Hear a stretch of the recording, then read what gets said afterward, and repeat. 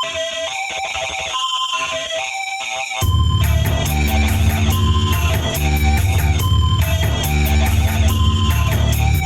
not gonna kill my left brain, bitch. Got much more to feel. I'm not saying switch. I'm not here to make sense for some normies. That's for the cash flow. This for the glory. To the land, to the land, to the land, to the land, to the land, to the land, to the land, to the land. Down with the diglets, deep in the mud. Gonna build us a world of the tight hell. Fuck sweet. To the land, to the land, to the land, to the land, to the land, to the land, to the land, to the land. New type city, that's carnivorous. I'll bring what I want. No system, cause just pretty little lesbos. Got all these fucking chairs, but the spiders have gotten to them. I don't trust them. I don't want to sit in a chair that's so spidery. Nothing like some good old-fashioned tunneling to start your morning. Today I'm going to tell you about some real underground shit. You know, I remember this time that I watched an analysis video about the movie Alien. I don't remember who it was by, and I couldn't find any more of the guy's work online because he had only released the bulk of his analytical videos about other movies on DVD.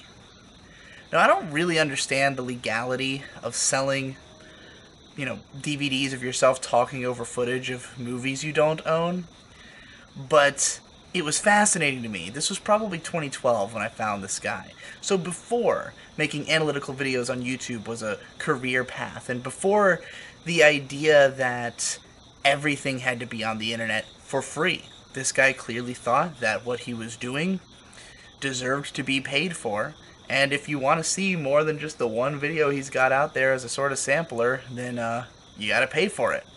That's not unreasonable at all. That's how most things work. A video game might release a demo. You're not expected to be able to play the whole game before you buy it. We kind of give a free pass to that because we know games are expensive and they need to make their money back, and they're also just not as easy to pirate.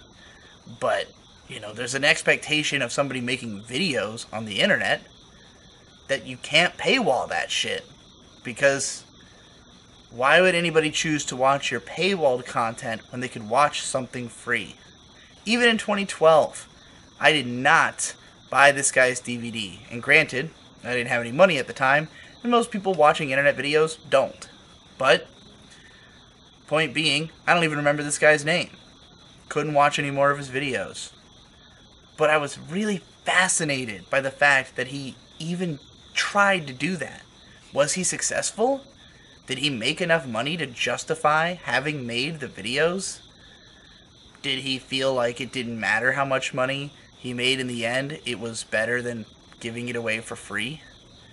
Maybe there wasn't the same monetization options available to him at the time. Patreon didn't exist yet. YouTube ad revenue was not like a known source of income for lots of people yet. Maybe he would have done things differently if he had released these videos just a few years later. All I know is that the mere idea that you could release analysis videos by DVD, and that would be the only way to watch them, is significant. Whether it's a strategy that is in any way likely to work out for you really is kind of irrelevant, because making a career should not be the goal of an artist. Now, obviously, that's a pretty loaded statement for me to make. I'm not here advocating that no one should try to make money off of their art. I love making money off of my art. It's the best thing about doing my art is making the money. Of course I'm being facetious. Art is a terrible way to make money. Let's talk about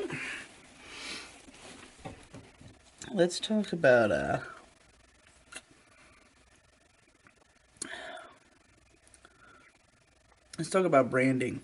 The actual best thing about doing art is similar to the best thing about doing anything else. It's the sense of purpose.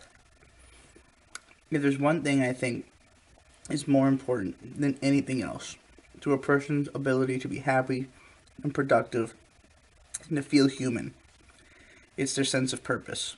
My Little Pony very famously had the cutie mark where your purpose was literally emblazoned on your body. You had one specific function in society that you were happy to do because it sprung out of your natural proclivities.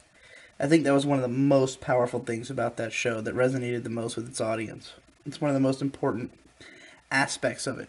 Is this idea of having a sense of purpose and how freeing it is to have a purpose that can be literally represented physically on your body.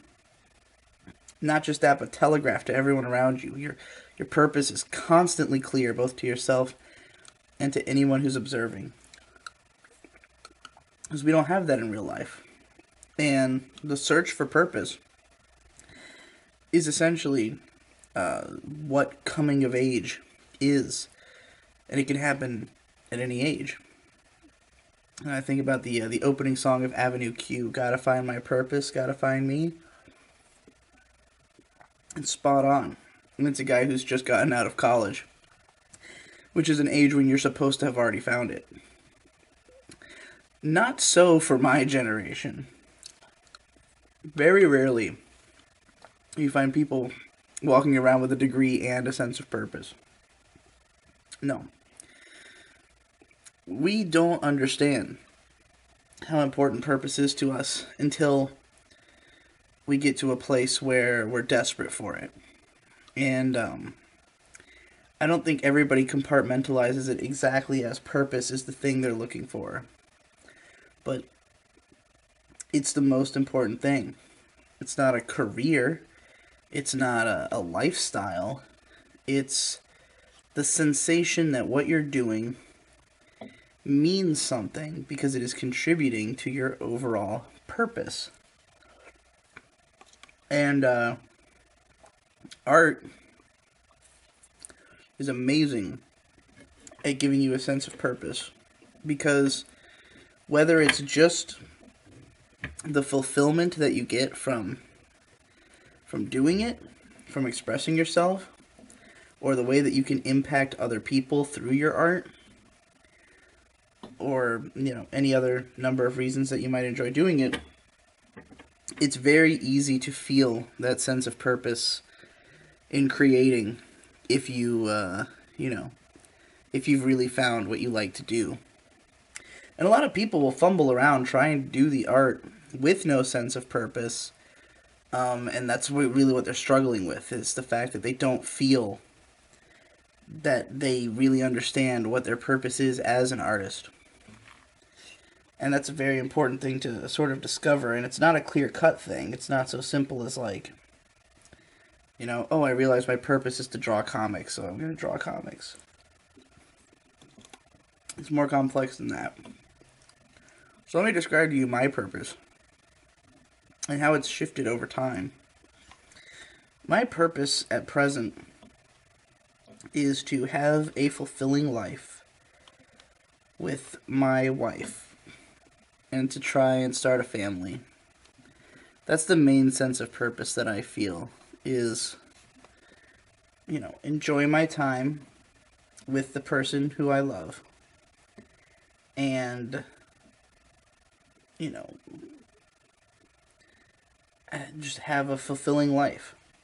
How do I achieve that? There's a lot of ways to go about it.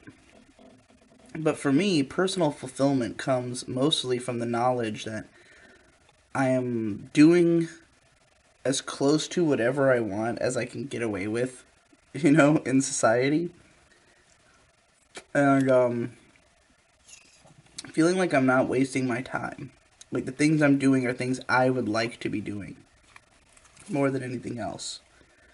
That like everything I do is something that I chose to do and I enjoy doing it and I would do it again,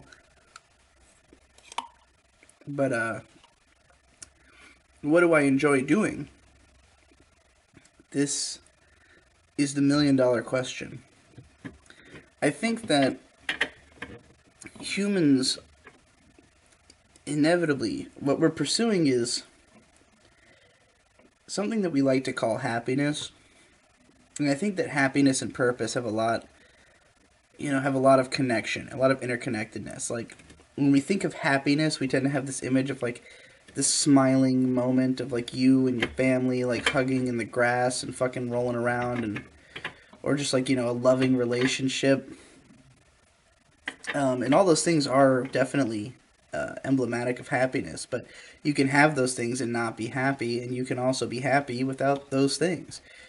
Maybe you are your happiest, you know, on that 30th hour of the grind, you know, of churning out some kind of thing that, so getting over some hill that you've been trying to climb towards some goal, you know, even though it's an anguishing moment. Because it's not happiness, it's the sense of purpose, it's the sense of accomplishment. There needs to be a new word. I don't know what to call it, because none of these words quite gets to the heart of what that feeling is. That feeling that we're really pursuing. It's not happiness. And to say it's a sense of purpose is too specific. It's the sense, the sensation of like, I'm doing what I'm supposed to be doing in this moment. I think that's what we really want more than anything, is to have moments where we feel like there was nothing better I could have been doing. There was nothing more true to myself. There was nothing more, you know, there's nothing that I would rather have been doing than this. And it's not even a matter of, you know, oh, I'd rather be going on a skiing trip than going to work tomorrow. Like, I mean, that's obvious in a sense, but that's not what I'm talking about. I'm talking about you could be at work and feel like you're on mission, you know, like whatever you're doing there is important and it's going to contribute to your ability to do things that you want to do, and you're proud of it because of that. I don't think you can be happy just doing nothing but fun shit all the time, because you won't have any sensation of how you got there or why you're doing it or what it means to have that moment of exhilaration. And there are plenty of things that are just fun that can become something that you have that drive towards. And I think there's a reason that we tend to try to sponsor, you know, people to do certain things. You know, like snowboarding is just fun, you know, but there's people who do it professionally because they get so driven into it and they can do it in a way that impresses other people to just behold, to recognize the effort that they've put in, and sort of appreciate it from the standpoint of somebody who can never love it that much, you know, who doesn't find a sense of purpose in it, merely an aesthetic appreciation, or maybe the sense of purpose that person feels resonates with you, in that they're sort of, you know, physically, or in another case, you know, artistically representing the same emotions that you're feeling towards the thing that you're doing. You might watch a film that you love because the passion for filmmaking displayed on the part of the filmmaker resonates with your own passion for making shitty light yogurt. I don't know. Whatever you do. I've had this weird pain in my chest, this dull pain, like around here, that comes up every like few days, particularly when I like do extreme movements with my chest. I don't know what it is. It's not sharp. It doesn't sting. I don't feel it if I touch my chest. I only feel it interior. Do I need to see a doctor? Let me know if I should see a doctor. So one of the interesting things about being an artist is that depending on your sense of purpose... Ooh, I felt it really sharply doing whatever this motion is. That really made it. That really made it hurt right here. I guess the best way I can really breach this subject is to talk about my recent discovery of one of my favorite YouTubers, which is a man named Don Jolly. And it was a shocking sort of discovery. I literally just went on Twitter one day and said, send me anything that you've seen recently that was cool. Like, what was the coolest thing you saw recently? And somebody linked me a Don Jolly video called Shootings and Shitposts that I loved. And then I watched all his videos, and I loved them all.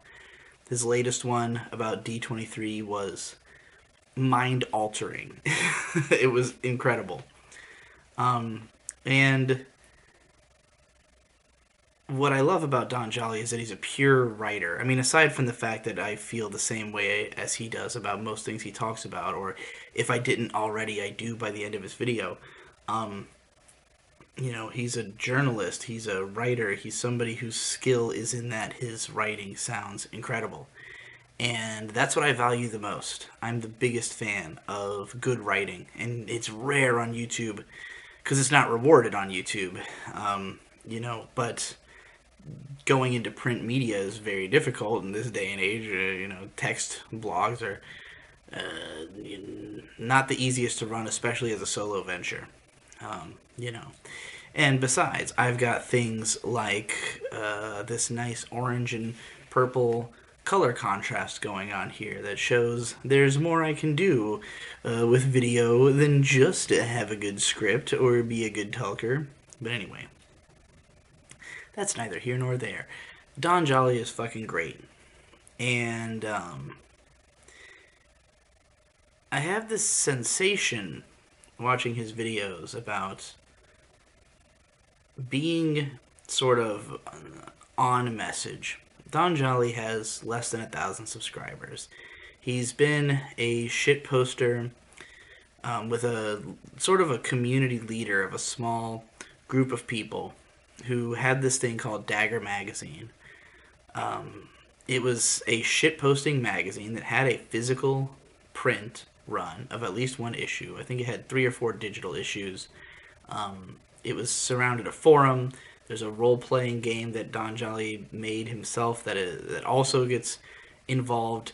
Just generally, he's a guy who's led this very small but very interesting community of people with a very particular worldview and style, a certain style of thought, I would say. You know, he used to work with Sam Hyde, which is pretty much why people know about him on the internet, that he was a part of the $1 Million Extreme universe, so to speak. I never followed any of that.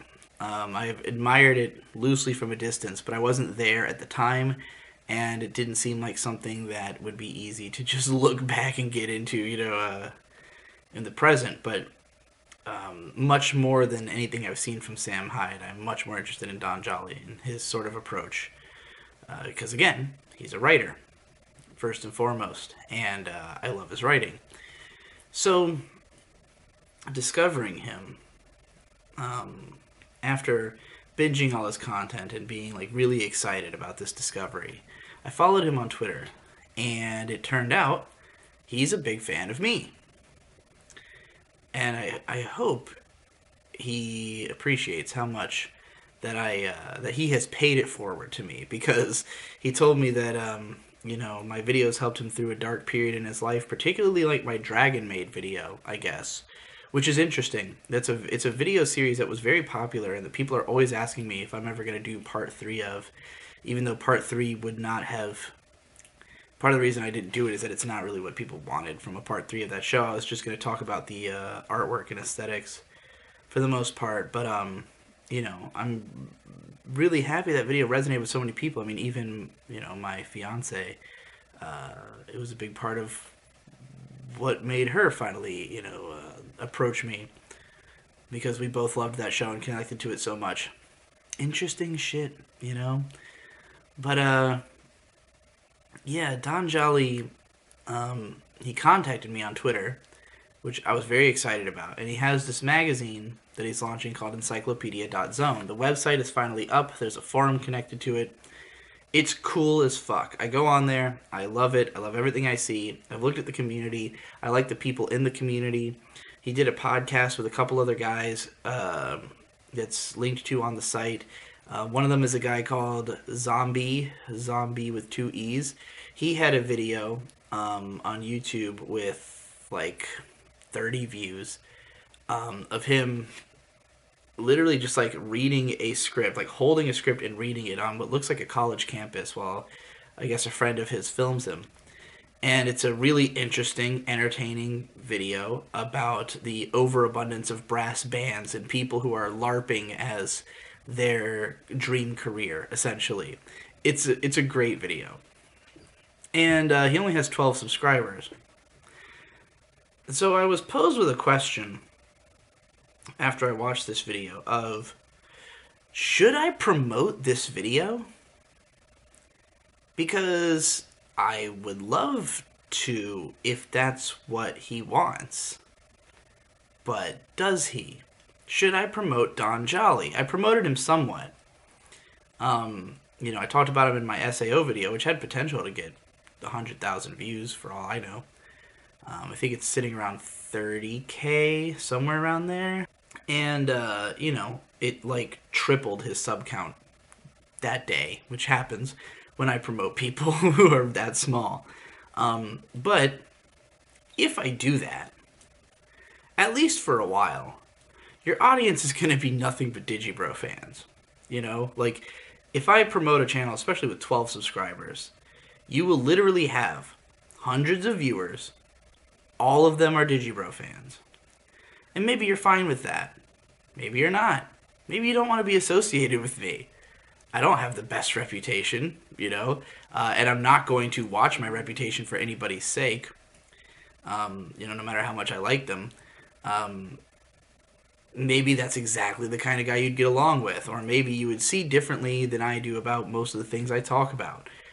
Maybe you just wouldn't agree with my personality, or maybe you wouldn't like my fans, depending on who out of them ends up following you. Maybe you just don't want to have that big of an audience, because a lot of things come with having an audience. And the more I think about it, the more I don't even know if I want to encourage people to pursue having an audience, because there are advantages to it, particularly monetary advantages, if you're trying to make a career out of your art. But if your first and foremost desire is not to make a career out of your art, there are a lot of good reasons to avoid having too much of an audience. Really, if your goal is just to speak to people who will resonate with the message most strongly, who are, who really get it, who are going to communicate with you directly, if you're looking for, if you're not making these videos for the most possible people to see it, but for the people who are going to get it to see it, you might not want it to spread too far, and inevitably end up in the hands of people who aren't going to get it, or who are, going to raise questions or demands, or, just start begging you for your next video, which is annoying in and of itself. I'm not complaining about this because of the fact that I make videos all the time. I think it's fun and funny. I like the idea of being the guy who puts out content constantly. But the other day, I had somebody telling me, "Oh, I'm starved for Digibro content. When's your next video?" I had not made a video in a mere 4 days. It had been 4 days since I had posted a video. It used to be that I would post a video every 2 weeks or so. It was my average posting time, because that's how long it takes to make a good video, But I've gotten to a point where people just want me to make as much as possible and occupy as much of their time as possible. So all it takes is 4 days for people to be like, I'm jonesing for more Digibro content. Where's the Digibro content? And that's actually part of why I'm making this video right now. Because somebody had said something to the effect of, just give us one really long, weird vlog and that'll tide us over. And I was like, I might need to. Because in spite of the fact that tonight I recorded and uploaded and published 47 rants out of the 90 or so that I'm going to post. 90 to 100. Actually, maybe it's over 100. I'm not entirely sure how many requests there were this time. But, even though I posted so many fucking rants, I feel this odd sense of guilt because I know that a lot of people don't give a fuck about the rants. I personally, wouldn't probably watch them. Like, if it wasn't the one I was interested in or a subject I was interested in, or if I hadn't heard that it was a good rant, I probably wouldn't watch them myself. And that's kind of damning, because I've often said that, like, the one standard I've held myself to in my content is that I only make things that I myself would watch. I mean, I guess I would watch the rants if somebody else was doing them. I wouldn't watch my own rants just because they are, just listening to myself talk. And I mean, I can't even sit through my own videos after like one or two rounds, or once they're more than like a week old. But it's an odd sensation. It's like, yeah, I made a bunch of videos, and there's a lot of people who enjoy them, a lot of people who get down for them. So it's not like I, regret posting them or anything. But if that's all that's coming out, I don't think it's really enough. Even if there's 47 of them, it's not enough Digibro content to really be, what people want from Digibro. And I'm in the process of doing all of the rants, as well as the care packs for my patrons, as well as another 2 weeks review podcast I have to get done, as well as the one video that I have written that I haven't edited yet is my Vinland Saga video. I also have episode 2 of the Watching Every Anime Ever project, all sitting on my computer. And in the meantime, I've got personal life shit to take care of. I gotta get a washer and dryer soon. There is a hurricane coming on Thursday that is looking pretty powerful, and I could lose power. Who knows what'll happen when that comes through. In the event that I don't get any new Digibro content out on the main channel in the next week, I thought maybe I should record some big, long vlog, post it up, and then, it's obviously not going to be for everybody. Maybe it'll only get 4,000 views, but at least I can say there was definitely an hour and a half of Digibro content this week that you could go watch if you're really that starved for content. Anyways, that is really neither here nor there. I was trying to talk about motherfucking zombie TV and Don Jolly and all that shit. And the idea that maybe you don't want to be famous. And, for me, when I first started doing this job, there was a lot of reasons I wanted to do it. I was a NEET. I was living at home. I was a college dropout. And when I was in college, I wanted to be an author, like a fiction author. I wrote a book while I was in college called Tales from the End of the World. Book 1, Scarlet City. I did an audiobook of it on my Reddit a long time ago. I don't necessarily recommend it, though there are some people who have enjoyed it. But nonetheless, I wrote a book for NaNoWriMo, and I ultimately came to the conclusion that I don't think fiction writing is for me, I mean, I still enjoy it to some extent.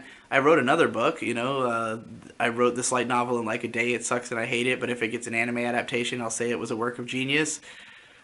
It has a Goodreads page. It's a real book, guys, but it is a insane miscellaneous hodgepodge of shit that I did as a stunt to prove I could write a light novel as fast as the main character from Eromanga Sensei. But in any case, let's slide over here. Anyway, when I was doing these videos back in the day, a lot of it was more out of wanting to be understood. I talked about this in my video, the core emotional appeal of my videos. Wanting to be understood was ultimately the core appeal. I got that. I got it. I got understood. And in fact, I got understood so well that I got a wife out of it. Someone who watched my videos, understood me really well, and felt very similarly, felt like they were being understood in a way they had never been before by these videos. And we hooked up. It worked out really well. We've been together for over 2 years. We're engaged. And I get all of the acceptance and understanding that I could ever need out of May. It's nice to have people online understand where I'm coming from, but I don't seek it the same way. for me, up until a certain point, my comments were my favorite thing about my content. I still think I have a great comment section. Like I have one of the best comment sections on YouTube overall. But a big part of that is because I actually engage with the comments on at least some level. I do read almost all of them, at least for the first couple days of a video being out. But I used to read absolutely all of them. I used to hound my comments page on YouTube and read everything that came out. And I cared a lot about my comments. And I really cared about what they had to say. I needed their validation. And when they were critical, it hurt. It was like, and if I felt they were critical because they didn't understand, I felt the need to constantly clarify. And if you're a longtime viewer, you know that Digibro clarification videos were like one of the biggest genres of my content for a very long time, and I'm talking about up till recently. And maybe on some level you could say that like parts of the Whirling Dervish podcast still do contain like those kinds of clarifications. If usually because I feel like I misspoke, less so that I think like, oh, the audience didn't get me, so much as like, oh, I need to clarify this because I guess I wasn't clear enough. Um, but like, yeah, I was always about these clarifications because it's like being understood is the most important part. And at this point, I'm just not seeking it from the audience. I'm getting so much of it, so much of that understanding that like, if the audience doesn't get it, I don't care as much. It's not as big of a deal. I mean, I've gotten pretty good at not being misunderstood, at like taking into account, through experience, what stuff generally will be misunderstood or will, end up requiring clarification, what things need to be stated beforehand or in the first place. But it's still just like I'm not coming to my comments for broad validation. Maybe I'll want to know if people generally like something I've made or not. But like at this point, I expect people to like anything I make because I at this point I almost can't put something out without somebody liking it because I have a pretty big audience and they have very diverse tastes. It's like if I put out only things that I'm confident in and believe in myself, someone's going to recognize what's good about it. And of course, there's things I do that I wish were more recognized. I get more out of my music or even like weird experimental vlogs and especially like densely written content, regardless of what kind of editing is behind it. Like, I get more out of content that I make that doesn't get as many views or as much validation as the stuff that that does. But like, it's like it's it's fine. Like I get enough of that validation. It's not like I'm not tormented by the lack of validation for the work. Maybe I was on the music, maybe I still am on the music, but at the same time I don't have the expectation that people are gonna ever love it en masse. It's just like if it happens, it'll happen. But I'm not like struggling for that. I'm pretty contented on my level of validation. So that's not something I really need from my videos anymore in the way that I used to. Let's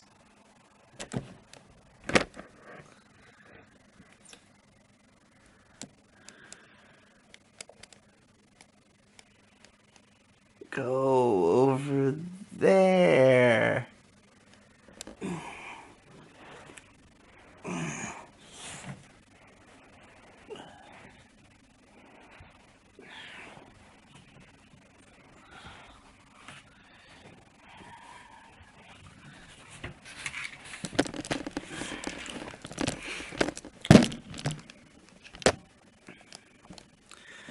So what am I looking for in my videos?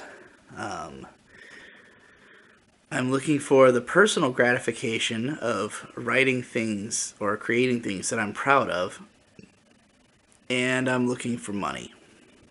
Why do I want money? There's a lot of things I like to do that involve money. One of them is to make videos. And the weirdest sort of catch-22 about the YouTube career is that you want to make interesting videos so that you make more money, so that you can make more interesting videos, and it's not like about production value, you know. Like, I've been very critical of YouTubers who put too much effort into their production value, so to speak. You know, I like having better lighting, or at least like decent lighting in my videos. I like them to not look like shit. But you know, right now I'm filming this on a Sony X1000 or whatever the fuck it's called, the vlogging camera. I've got good natural daylight. I've got strong color contrasts. But like, this shirt costs money. You know, this tapestry costs money. This green screen costs money.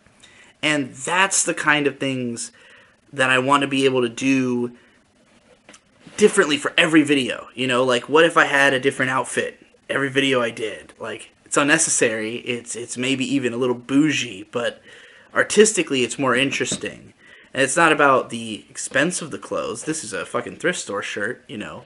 It's about even the makeshift nature. One of my big ideas that I want to do next year is I want to get a massive amount of blank shirts and just make like fuckloads of different shirts that I'll wear in my videos, and then just like wear different shirts in every video. You know, this would not be expensive to do. It would be a little time consuming, and time is money in my career. But it's just a matter of, you know, the money has to be there. There needs to be a consistent income, and you can't make a consistent income without consistently making videos that generate income, you know? So there's always going to be some level of needing money, even if it's just purely for the production of the artistic visions in my mind. But beyond that, I like to live in a house, in a nice place. I like to eat out. I like to be able to, even when, you know, we get groceries, which these days, you know, man, I don't eat out nearly as much as we used to because money became a concern. But when we eat at home, we don't, you know, just live off of frozen chicken and vegetables like a lot of millennials do. We can actually like make interesting dishes and afford to buy the necessary spices or whatever to make something more unique and have a nice flavor experience even in the household. It helps that May is a great cook and she loves to experiment and loves to try new recipes, you know. And I want to be able to fund that. I want to be able to fund the ability to go places, especially to visit our families who live far away. And it's nice to be able to get to see them. It's expensive, you know. I want to pay off my taxes. I want to get married. I want to go to Japan for my honeymoon. Like, there's a lot of things I need money for, as we all do. And the money I could obtain any which way I wanted to. YouTube's not a great way to make money. This is why I don't cry about the money. I try not to. I made a video one time where I kind of cried about the money, and then I got a lot of money, and I felt bad about it. You know, I felt like, oh shit. I was trying to make, like, I put in the description of the video, like, this video is intended to be a joke, because I didn't want people to, like, feel too sorry for me.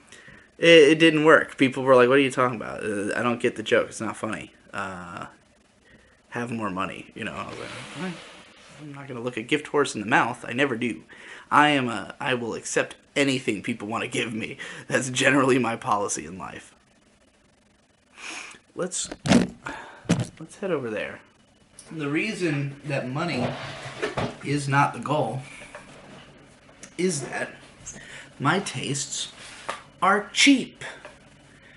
Yes, I need more money than most of the people that I know make in order for me to live the idyllic lifestyle that I want, but it's not an expensive lifestyle. It is certainly not a one-percenter lifestyle. I like food, I like weed, I like DIY experiments that I can build out of cheap shit in my home, and I like to go places, if I can. Nowhere fancy. I mean, I haven't even really traveled outside the country, aside from when I went to the Philippines back in 2011. Not on my dime. But, you know, those are the kinds of things I like. It's not an expensive lifestyle, but there needs to be a constant flow of money. So it's not about making the most money possible. If it were, even as a YouTuber, I'm doing it horribly wrong. I'm obviously not trying to make the most money possible. Anybody could look at my channel and tell you this guy is not trying to make the most money possible. What I am trying to do is make the most money possible within the paradigm of doing things I enjoy. And there's different levels of what I enjoy, you know? Doing 100 rants, that's like a 5.5. It's like a strong 5 to a light 6 on the scale of things I enjoy, you know? It's not that fun. It's somewhat fun. It can be fun. I like doing writing prompts. I like doing short vlog videos. I also just think it's funny. Like, I think it's a funny, interesting, like, dropping 47 videos at a time gives me, like, a really sick joy, especially knowing how badly it fucks with some people. You know, and it's a kind of a legendary thing. It's like, you know, I don't know if it's on the level of Guts murdering 100 guys in Berserk, but, like, it's that kind of, I dropped 100 videos in a day. What the fuck are you gonna do? And I'm gonna do it every month for as long as I can, as long as I can maintain sanity, as long as I need this much money, because it makes a lot of fucking money, you know, and that's the best reason to do it. It's the most money I've ever made doing something that I can say I enjoy doing enough to be worth the money, you know? And there's not a lot of ways I could achieve that, you know? Like, I'm not gonna be happy doing, even if I was doing like a regular job that paid extremely well, if it's not a job that I'm really gonna get anything out of or enjoy doing, it's not gonna be worth it, you know? Doing the rants is just enough of a job. Just enough of a job that I can handle it, you know? And it doesn't take that long to do them all. Like, it takes a few days. But I do it in just a non-stop stream. You know, it's definitely my least favorite couple of days of the month. But, you know, it's worth it. Because it pays for the rest of the month. And, you know, I try to find different avenues of how can I make a lot of money doing something that will be fun. Like making the t-shirts back in July. Right? Yeah, July. I made the t-shirts, sold them all. Great fucking time. Just because it was fun to experiment and learn about that whole process, figure out what I would do differently later, make my own design, and make all the shirts myself by hand, and ship them out, learn how shipping works, you know, cut my cost of shipping from like $10 a shirt down to like, what was it, like $3 to $5 a shirt, depending on where I was sending it to. So, yeah.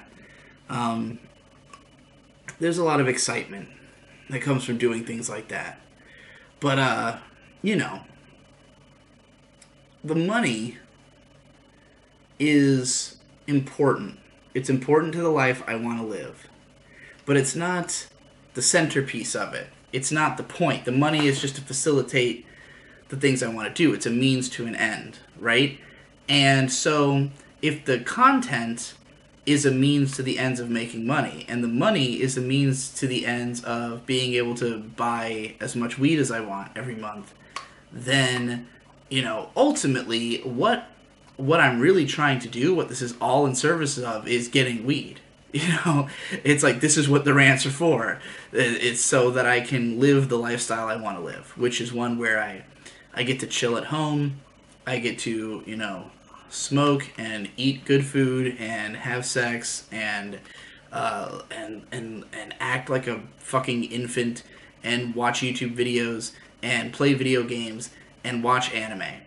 Those are the things that make me happy and contented. And ultimately, in the long run, to start a family.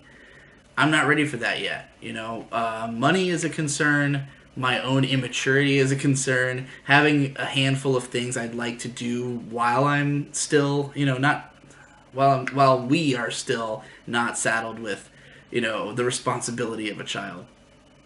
So, yeah. Those are the kinds of things that I want to do before I start a family, but one day I will.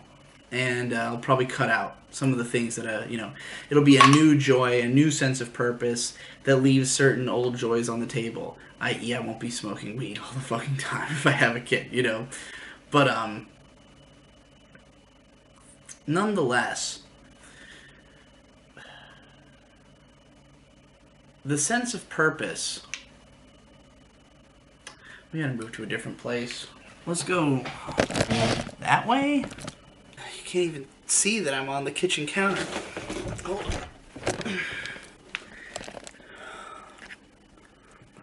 There we go.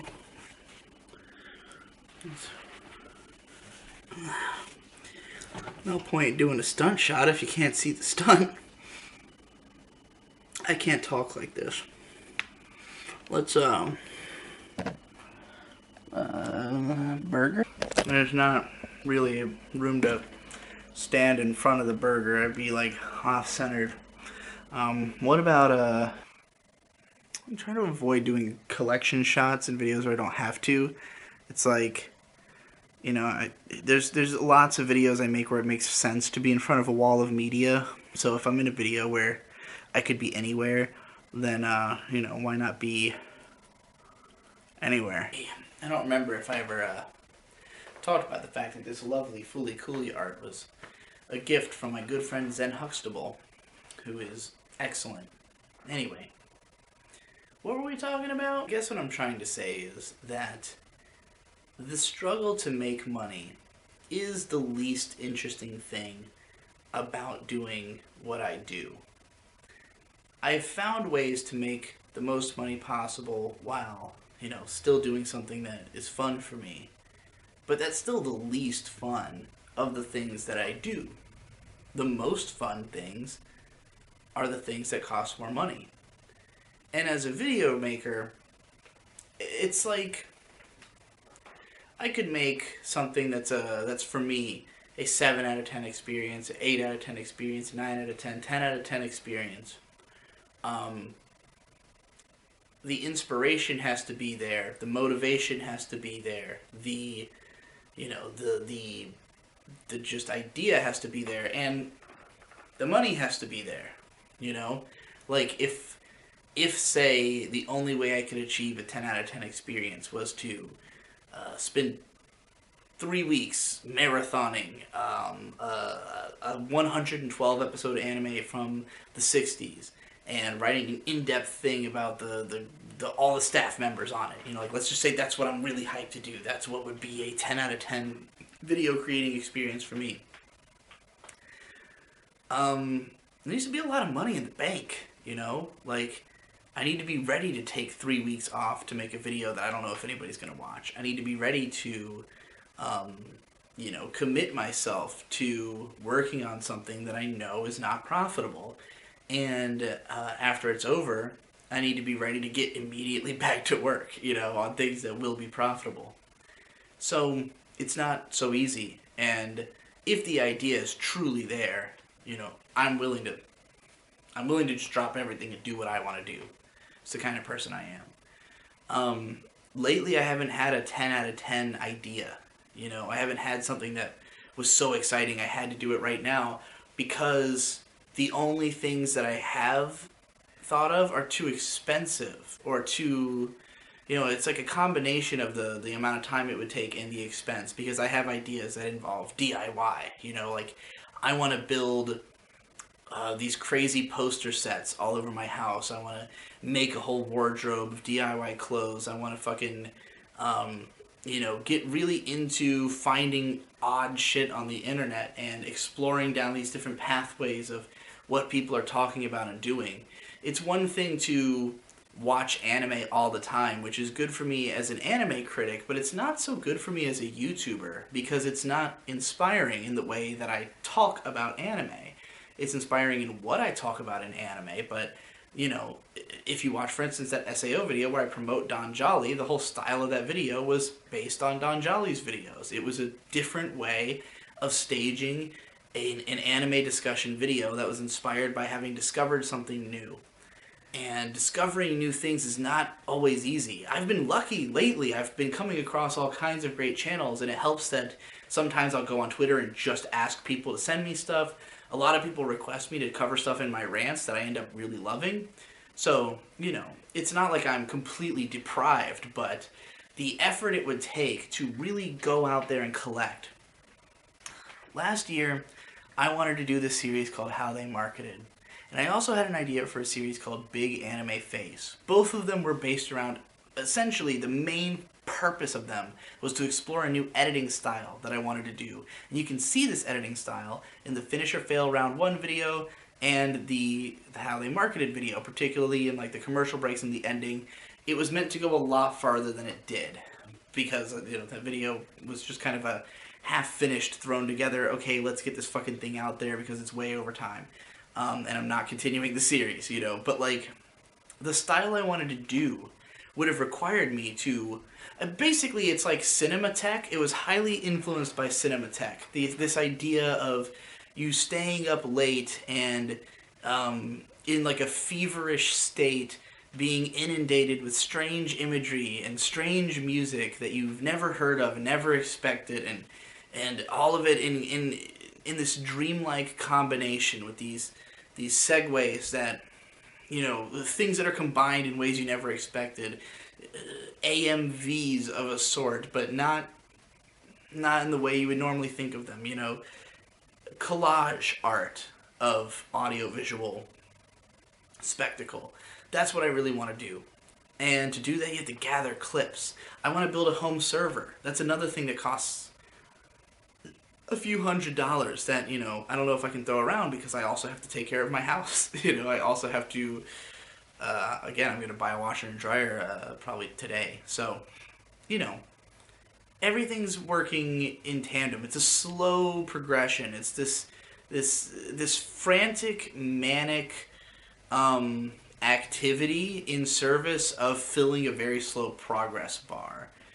It's, I guess there's something very gamey about that. Imagine one of those games where you've got to micromanage about 80 things, and even though what you're doing looks intense and frantic, the actual progress you're making is basically survive the day with a marginal profit. I guess that's what being a independent business essentially is, probably for everyone who runs their own business. So yeah, I'm basically just a small business owner who has one employee who is my wife. It's a family business, we'll say. We're not actually married yet, but, it will be a family business when the papers are through, essentially. So, that's what my life is. My life is running a small business that I'm very passionate about, but which I have ambitions for, that I haven't reached. And a lifestyle that I want to live, that I am having a great time. I'm having the time of my life. I've been the happiest I've ever been since moving to Virginia Beach. But there's always that sensation of but there's still more. There's still more I want to do. There's still more I can't do yet. There's the next step, the thing I'm really passionate about, the bigger idea I've had, the older I get, the bigger the ideas get, the more complex, the more intense, the more multifaceted, the more, taking each new step forward is an exponential step. It's like following the Fibonacci sequence, it's like you started with something very simple, and each time you're adding on the sum total of what's come before, to the net, well, I guess not the sum total, you're adding on, the scale of the previous thing, as well as, don't try to make me, don't let me do math metaphors. It's not okay. I'm not good at math. But let's move. I like this shot, but let's move. What's over here? In a way, I feel a strange sense of jealousy towards someone like Don Jolly, or someone like this other YouTuber who we found called KYDB or something like that, who has 500 subs and makes these extremely long, super detailed, super well edited videos that I think are hilarious and insightful and really interesting, and some of the best anime content I've seen. on YouTube. Like, I had never heard of this guy. He's been going for about 2 years. Didn't know he existed till somebody asked me to rant about him. And as I was watching his videos, I had this very shameless feeling of like, I want to promote this guy because he deserves it. He deserves to be famous. He deserves, whether he, I don't know if he wants it, but he deserves whatever he's going for. Because his videos are great, Not that there's no room for improvement, but that he's already above people who, he's better than people who have much more.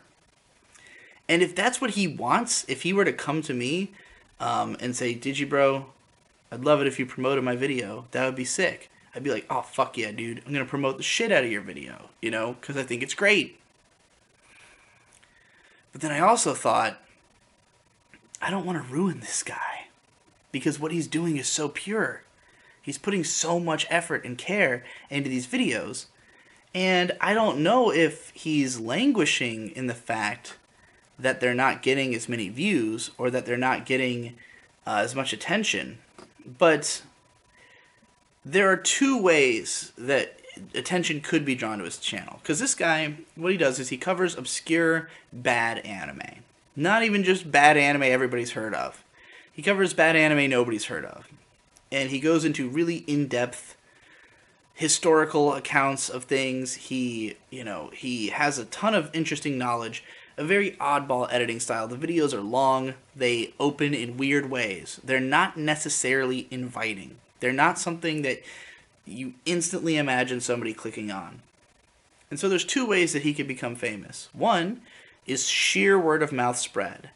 And I'd love to help with that. The other is content optimization. And that's what I'd be terrified of. Because I know how to do that. And I know I can make anybody popular through that. But it will ruin you. It will ruin your content. You'll turn into Jeff. My battery's going to die. I got to plug this in. Now look, it's not as though there's not still grassroots efforts which have been successful on YouTube recently. I think that there is definitely still room for people to blow up on the basis of people love their shit, people promote their shit, people talk about it, people find it somehow, some way, it gets into the hands of the people. But that is such a luck-based situation. Because, yes, if your stuff is high quality, it has a much higher chance of permeating, but the odds of just getting seen in the first place by somebody who can even help you, or by enough people who can help you, is the most difficult part. I think in the case of me with this guy, I could definitely do something for him. I think I could double his sub count overnight just by talking about him once, just by mentioning him in a video. Does he want that? Does he want the Digibro subs? Does he want all my guys? I don't know, but maybe. And my guys will promote it if they like it. I see my fans in other places promoting things I've talked about independently of me. And that's the only way to make things really grow in that groundswell way. And it takes a lot of time unless you get really lucky, with some kind of breakout hit. But if you wanted to be a professional YouTuber, if you've been struggling for years, if you've been waiting for that breakout, if you've been putting all this effort in and you've been unrecognized and you're not sure where to go, and you came to me asking, what can I do? Like, I can't keep doing this job if it doesn't make money. Or I can't, I can't continue to be passionate if there's no success. I want to have some influence or some popularity or to just feel validated. Well, SEO content. You got to make your thumbnail pretty. You got to make your title aggressive and eye-catching. You got to talk about the things that are current. I don't want to tell anybody to do this. I don't want to see people turn to this. I hate that I do it, and I find ways to make it fun for myself, I won't talk about something I have nothing to say about. The way I see it, there's enough new stuff coming out that as long as there's one thing you legitimately have something to say about, latch onto that thing and don't let go. For me this season, it's been Ari Ferreira. It's the one relevant show that I just have so much to say about, and I can present it in a fun, inviting way that resonates with the audience, and it's so good. It's so nice. It feels great for me, But, making Ari4H videos is like an 8 out of 10 experience for me. It's not a 10 out of 10 experience. And when I watch like Don Jolly's D23 video, even though it is talking about a relevant current pop cultural moment, it's not a catchy thumbnail, it's not a catchy title, it's not a style of video that's going to resonate with a whole lot of people, but the impact it had for me was catastrophic. It felt so incredible to watch, particularly by the end. The way that the video twists and turns is I have to imagine that he knew exactly what he was doing when he constructed it the way he did. And it's kind of mind-blowing, to think about the emotional twists of that video and how it goes from being one type of video to a very different type of video, seemingly effortlessly without any indication that it's going to happen. It's amazing. But if I continually promote Don Jolly, whose subscribers are, before I promoted him the first time it was about 300, now it's, I think, probably around 800 or something. If I keep promoting him, his channel is going to be nothing but my fans. And they're going to get into encyclopedia.zone, and it's just going to be the Digibro Discord. And it's just going to be, people who haven't been on his mission from the start. It's not people who found him necessarily organically. It's semi-organic, I guess. I mean, it's not like everybody who I tell to watch his videos is automatically going to do it and automatically going to love it and subscribe. But, it's just a question of, is this what you really want? Do you want that, or do you want to have this small clique of people because you're not doing it for the money, or at least not for that much money, I know Don Jolly doesn't have any money. He talks about it in his videos all the time. And I don't know if he wants it. I would assume that he wants some money. I mean, he does freelance writing, as a main career. He has a Patreon. So obviously he's, hoping to fund the site. He has a goal of $1,000 a month.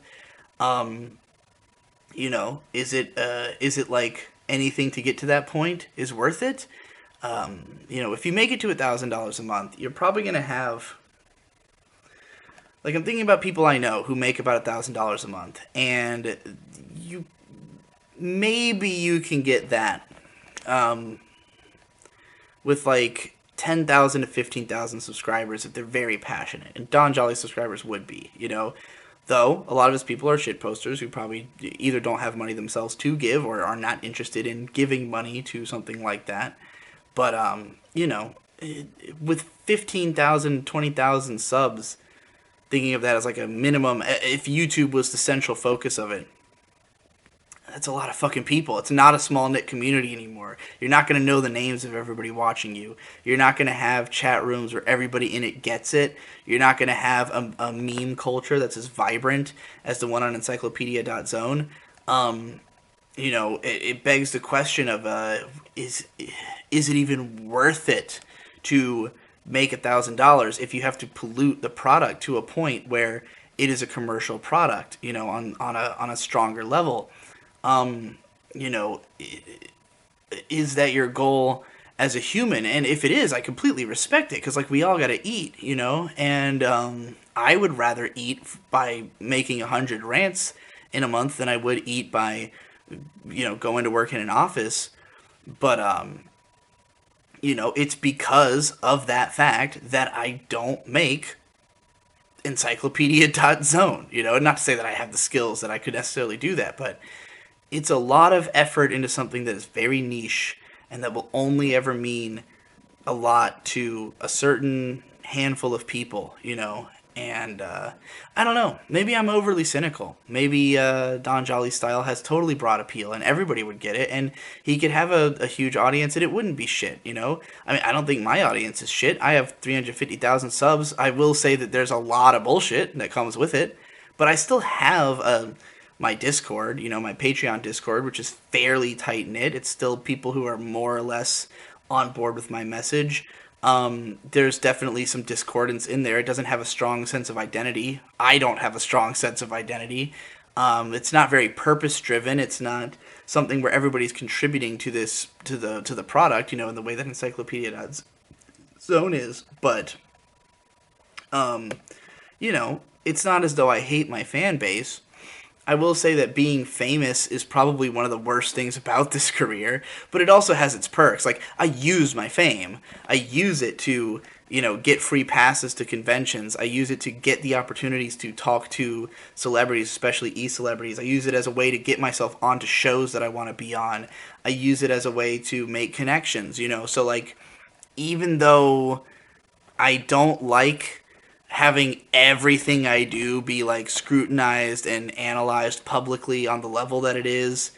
Not that it bothers me. It's just not the it's not the most fun way to live your life.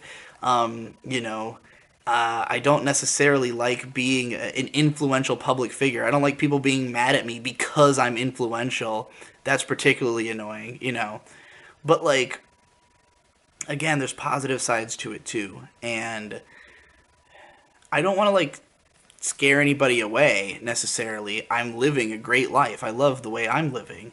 I just don't want to, be the guy who turned you into a corporate wage slave of a YouTuber. I think I've done that to some people. Like, there's some people who I've because of the fact that they wanted success. Because, I would even say I did it somewhat to Jeff, he was already SEO minded because he worked on a site that was like that before. But, like, I'm the one who told him, like, you need to change your thumbnails, you need to change your titles, make it eye-grabbing, like, here's what you need to do. I did it with Best Guy Ever, and, like, in his case, it's because, like, Best Guy Ever wants to be a professional YouTuber. It's what he wants to do. If he had to, he was very Puritan about his content in the beginning. It was all best anime ever, best game ever, these insanely high detail, high edited content, like that KYDB guy, I don't remember if that's the acronym, but that's what his videos used to be like, and he still wants to make videos like that, but he also has to do Weagawa, these lower effort, still higher effort than a lot of YouTube, but lower effort vlog videos that come out frequently to keep his channel in people's minds, to keep the Patreon purse stuffed so that he can do it professionally, because that is the goal, is to do it professionally. And if that is the goal, beyond make the kind of content I want to make, then you inevitably are going to make content that's not the kind you are most interested in making, The Weagawas, I'm sure, are a 6 or 7 out of 10 experience for him to make for the most part, as compared to the 10 out of 10 experience he gets of finally getting to put an idea that he's had lingering in his mind for one of those best anime ever videos to video after years of build-up. So, I guess what I'm saying is, I'm still going to promote all these guys, because I think their stuff's good, and I just did by making this video. I've now talked about Don Jolly and Zombie TV and KYDB on this video extensively, giving them lots of effuse praise. I'm going to have links to all their channels in the description. I highly recommend checking them out. I love all their content. They can make their own decisions about what they want to do with their future. I guess I'm just kind of warning everybody, and I'm sure some of them already get it. Maybe they already thought about all this, and that's why they're making the kind of content they're making, is that they've already made the decision to not go down the road that I've gone down, which is even, I consider myself to be like the least sellout you could be while still being a sellout, like still calling yourself a sellout. I think of that, the great Tool song,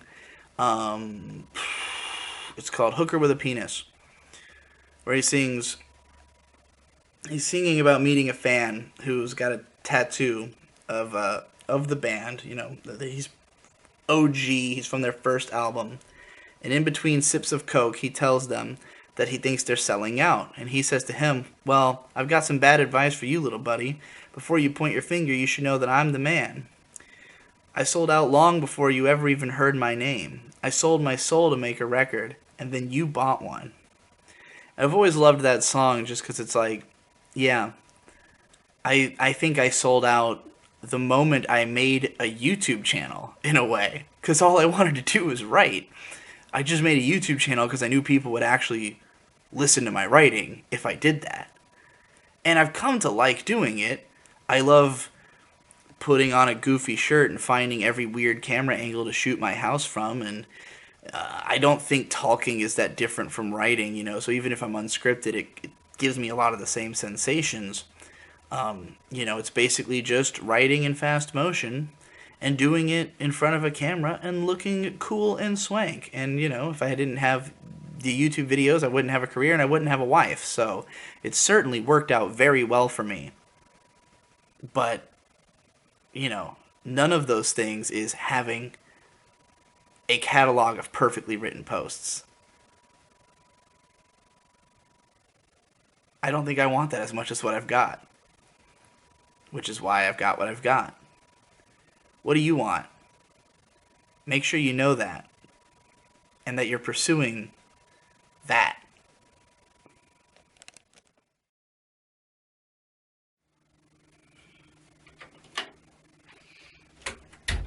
I know, I'm fucking up my nice pretty ending to that video, but there was more I had to say. What can I tell you? Let's talk a little bit about primal branding. So this is a concept that Tom Oliver introduced me to. He, I think, read the actual book on it. I just heard him describe the 7 attributes of primal branding and thought, oh, those are all so fucking obvious that it's just the way I've been doing things anyways, but it's really interesting to be conscious of it. There is a current trend where brands want to be cults, and it's amazing how well it works. I was inspired to talk about this because I've been watching this channel called Retro Gaming Quarterly or something like that. Classic Games Quarterly. Something like that. It's like a fascinating channel where the guy like just reviews old gaming magazines in a way very similar to what I wanted to do with Animag Weekly.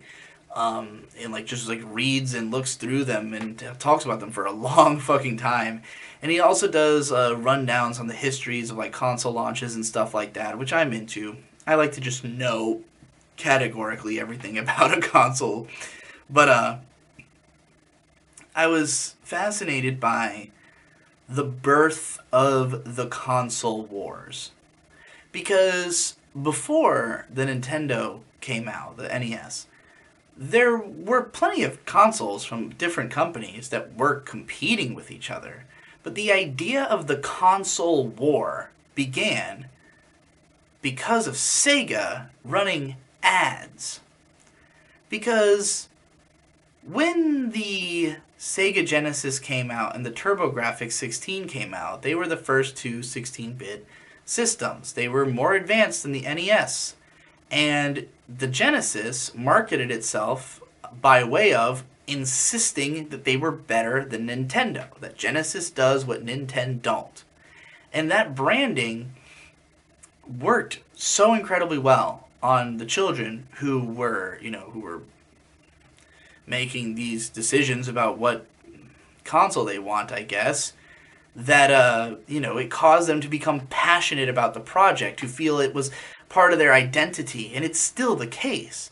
There's a guy on YouTube called Sega Lord X, and he talks about everything Sega, and it's great. I love that it exists. I love that there's a guy who's so into Sega, but like, what is Sega as a brand identity, you know? Like, sure, they have a certain handful of intellectual properties that they hold on to, that they make games for, and maybe the developers who make those have a consistency in quality. I mean, if we're talking about Sega, not likely, but there's certain elements of it that I understand, but it's like the Sega platform is not better than the Nintendo platform. Like, they have their advantages and disadvantages as consoles. They have their advantages and disadvantages in terms of like how many good games are in their library as compared to one another, but both have tons of fucking great games. So like, being loyal to Sega or Nintendo makes no sense for yourself as a consumer. But the reason that you develop that loyalty, especially as a kid, is that you can't have both. That's the integral part, because you're not making the buying decisions. It's not your money and you don't have enough of it. So like, for me as a kid, I was a staunch Nintendo fanboy, and I was post Sega console war. You know, I got into gaming with the N64. So my first exposure to the idea of console war was when the GameCube, PS2, and Xbox were coming out. And I have distinct memories of me creating my own magazines when I was like 9 or 10 that had these little written segments about how shit the PS2 and Xbox were, about how they're just bad consoles and Nintendo's better. No basis. None. Other than that I'm a Nintendo fan, and like what other kids around me liked about the PS2 drove me away. Everybody loved Grand Theft Auto. I hated Grand Theft Auto. I hated the aesthetic, the idea, everything about it did not appeal to me as a kid. Still doesn't. But there were plenty of other reasons to love the PS2. And eventually I got one, and it got me the most into gaming that I ever was. I'm trying to fucking make my power cord work here. Okay, I guess we're filming the rest of this one on a smartphone because fucking this piece of shit, this fucking, the place where that goes in, you see this fucking light, this little orange light? I can fucking nudge the camera and that thing will go off. It will not be charging anymore. Anyway, let's try to talk about fucking primal branding and how I was a huge Nintendo fanboy. And for no reason. Like, it benefited me as a consumer much more to eventually get a PS2 and an Xbox and fall in love with the games on those consoles. So, how is it that these companies manage to create such fanaticized fans? Well, primal branding. Here's the 7 things. I'm going to read them to you. You have the creation story. Pretty easy to have, you know, if you have a story of how you came to be as a creator, that's your creation story. Number 2 is the creed. This is what you are about, what you know, what you're dedicating yourself to, like what is your motto, so to speak. The icons. In the case of, say, Nintendo, you have Shigeru Miyamoto. He is very highly promoted and publicized as like the iconic game developer. You also have, of course, the franchises themselves. Mario, Zelda. These things are icons. Number 4 is the rituals. In the case of Nintendo, Nintendo Power is the ritual. It's the you know, getting this monthly magazine, you intake all this information about this company. That's why I was such a huge Nintendo fanboy, because I would read Nintendo Power as a kid. Then we have number 5, which I consider the most important. The pagans or non-believers. This is how the console war started. Because Sega's motto was, Sega does what Nintendo don't. It was pinning them as the enemy. Because it's one thing to say, our console is great, and for the other guys to say, our console is great, but to say our console is better than theirs, well, now, if you're, say, a kid who doesn't have either one, well, you've got an ad sitting here telling you that you will be cooler than a Nintendo fan if you become a Sega fan. You're going to internalize that immediately, and that is going to be how you think about your fandom, is that your fandom is the one that's better than the other one. Number 6 is the sacred words. Which, again, you know, Sega does what Nintendo don't is a good example, but blast processing might be what you consider the sacred words of Sega. And the leader, maybe the leader, I should have had Shigeru Miyamoto poised as the leader for Nintendo, you know, since that's the way he's kind of presented, even though he's, like, not the president or anything. I guess Satoru Iwata would be the leader, particularly when he started showing up in Nintendo Directs, you know, but these are the 7 properties: the creation story, the creed, the icons, the rituals, the pagans or non-believers, the sacred words, and the leader. So let's look at how I've applied this to my own career. My creation story is well known. Everybody knows why I do this and how I got into it. The creed is sort of the... there's a few of them, really. You've got objectivity doesn't exist. Anime is still good, and particularly cute girl anime is good. The creed of, you know, not accepting mediocrity, can't turn your brain off, like those kinds of things. The icons in my case, the sunglasses, the rainbow attire and backdrop, the rituals. I wanted to establish this. When I first heard about primal branding, the thing that I felt I was the most missing was the ritual.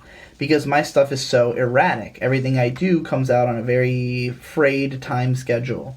Because I don't have rituals in my real life. I don't have a regimented lifestyle. I go to sleep at a different time every night. I wake up at a different time every day. I do different things every day. There is no ritual in my life.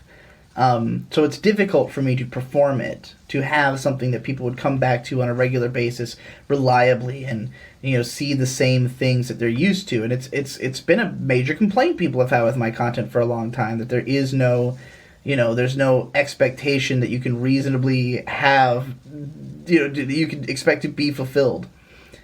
But I do have the pagans and non-believers. And it's interesting because I have them on two levels.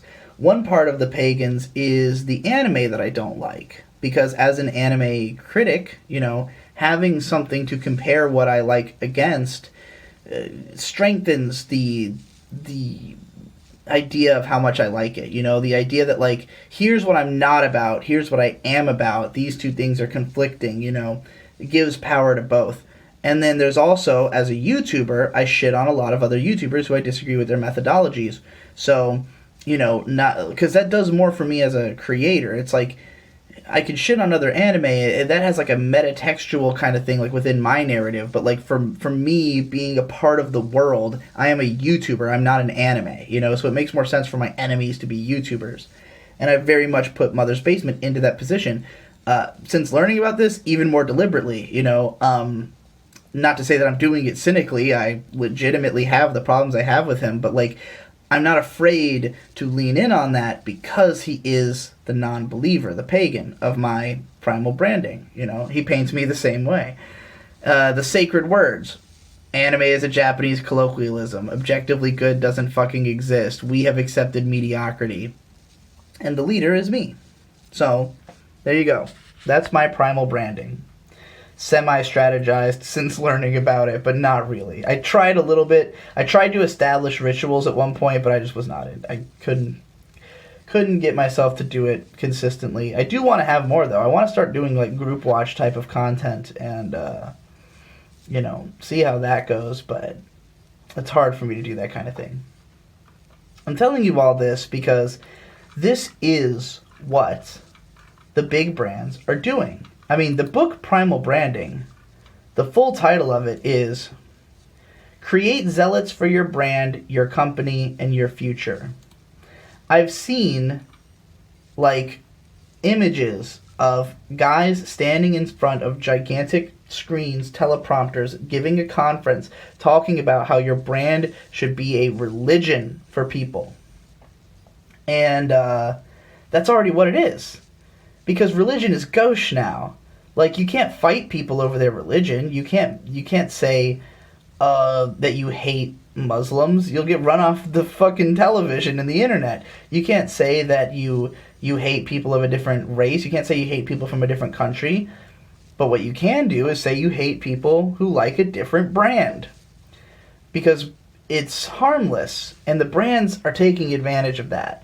They very much want to be have this public image of being at war with each other, of being these two different sides in this emotional conflict that maybe on some level you're fully aware of what you're participating in. You just think of it as a fun game. You just think of it as a cultural sport. But ultimately, you are giving a ton of power to these companies by participating in it.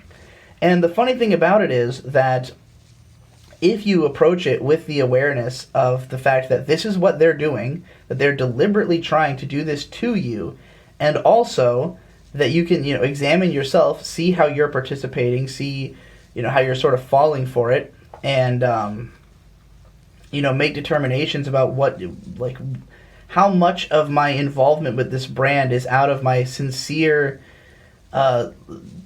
preference for this over other things, and how much of it is the identity. Is it the sense of wanting to belong to this brand, wanting to have a group I can assign myself to that has an enemy group and play this team sport, Politics, of course, is the same exact thing at the moment.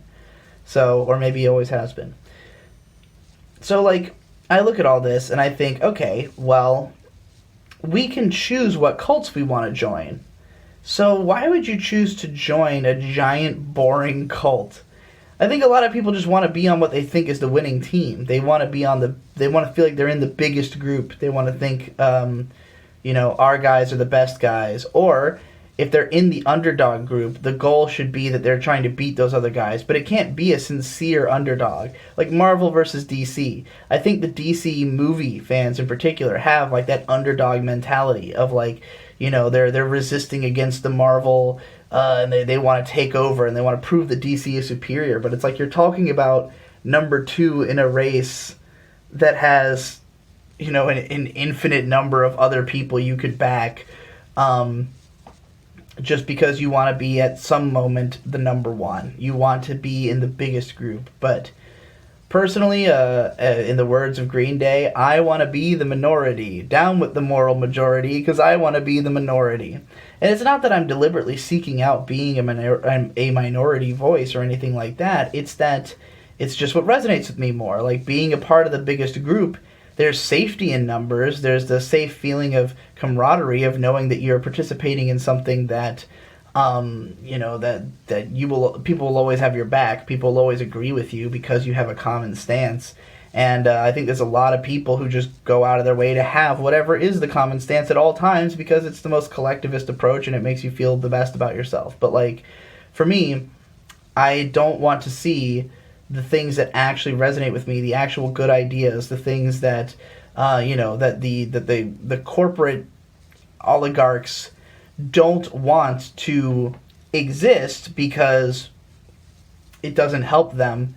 I want to see that stuff thrive, like if there's content that, or artwork or anything, really even just products that like I think are better than the products that the corporations are offering, I don't want to see people turn towards the corporate product because of the fact that that the branding is so strong, or that they feel like they're a part of something. I want them to pick the product that's actually the best, that, that's the most suited to their needs. And maybe for a lot of people, that is synonymous. Maybe they what they feel the most strongly about is being a part of the most popular thing. Or they would not be able to make any judgment about things beyond agreeing with the consensus. Like if I hand you 2 toothbrushes, and as far as you can tell, they both work pretty much the same, you might as well just go with the more popular one, right? Or just the one that, like, if there's nothing about the two that distinguishes them from you, for you rather, but like it could be that everybody says, oh, this is the best toothbrush because it has the ergonomic design, and you go, well, I don't really like that design. I like this other one. I like this vibrating toothbrush. I also like that it's pink. That's why I use it. It's the one that resonates with me personally. But if you don't care, if you don't have that distinction, you'll probably just pick the most popular toothbrush, Like, maybe that's enough for enough people that's why they can get away with it. But it just makes me a little sad. And it's part of why I like all these little guys that I've been talking about in this video so much. That, like, I feel they haven't caved to the pressure of following whatever the culture is heading towards, of following the herd, so to speak, of just doing it because it's safe. They're trailblazing. They're doing their own thing. They're doing things that interest them, that resonate with them the most strongly, and they're just doing it for the people who are also going to get something out of it, with no concern for, what is beyond that. And that's the way it should be, I've managed to find a way to, and I think Don Jolly is doing this as well, to basically, in fact, I'll say a lot of YouTubers are doing this, to use the culture products as a springboard to shit on them, essentially. Like, Red Letter Media's entire career is basically just shitting on Star Wars and Disney. Granted, they do like and give praise to a lot of the Marvel movies and stuff, more so than I probably would, but, like, and I'll praise an anime I think is good, even if it's popular. I'm not, like, begrudging anything for being successful or popular if it is good, but I'm going to be honest about what is or isn't good, and I'm only going to talk about those bigger cultural products as a means to draw people to my content where I shit on it. But even then, I feel like it's giving it too much attention. Like, ideally, we wouldn't be talking about these corporations at all. We wouldn't be feeding into their branding, you know, which is all we're doing by talking about them so much. We're just giving them even more promotion, giving them even more means to spread their message. So, you know, yeah, it's a complicated situation we all find ourselves in, and obviously it's not that big of a deal on like a personal basis or a moment-to-moment basis.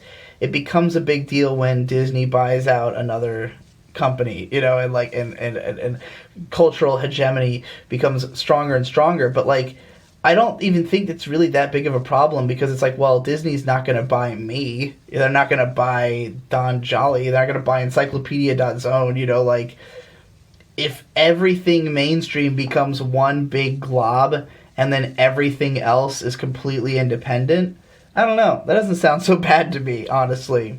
So, well, we'll see what happens. We'll see what the future holds. I think I lost the plot on this video somewhere along the line, but I hope you enjoyed it. That's all. Support me on Patreon.